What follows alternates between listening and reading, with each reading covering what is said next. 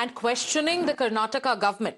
So the BJP now is asking questions to Rahul Gandhi. They're asking him why is he silent on what happened in Bengaluru, where 11 innocent lives have been lost due to sheer apathy and negligence. The BJP has also accused the Congress government of trying to shirk responsibility at a time when fans lost their life. The priority of the state, as per the BJP, was photo ops, smiles, and taking credit. Neha continues to stay with us. Neha, take us through the latest facts. The questions are only mounting for the state government. Has an FIR been filed? What has been done so far to ensure some semblance of action is taken against those responsible? Take us through the probe details.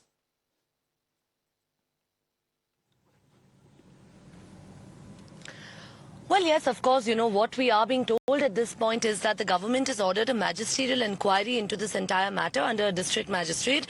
But as far as, of course, the police itself is concerned, or an FIR there so far, there hasn't been any information that's come front. In fact, on that, we've also asked the Home Minister there a few tough questions about why there were these lapses. A huge admission, of course, that's also come in now from Senior Minister of the Congress government, Mr. Priyank Kharge, saying that yes, things could have been better planned, arrangements could have been better.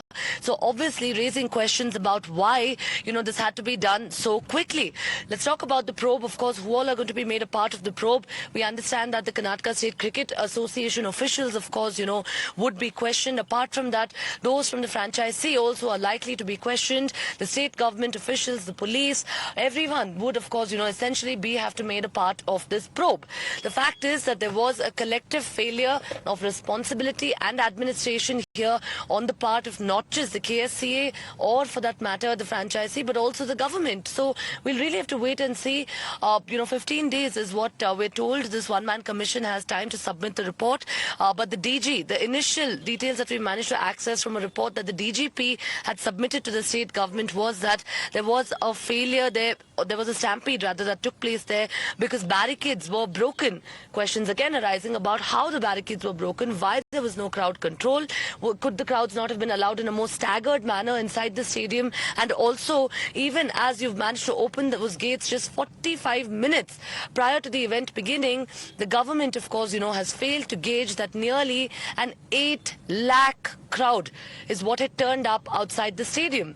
The Karnataka Home Minister there, while talking to us, says that the Metro has put out an official figure of 8.7 lakh people having travelled between 9 p.m. and 11 p.m. when the celebrations ended.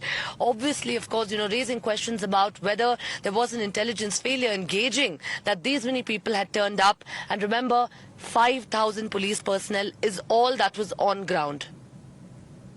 All right, Neha, obviously these are some very pertinent details and obviously there's politics also happening, the war of words which has emerged. We heard what the BJP had to say in that press conference in the aftermath of the horrific stampede which took place in Bengaluru. BJP is hitting out, they are blaming the Karnataka government, saying that it's a result of apathy, negligence, lack of planning by the state government. What is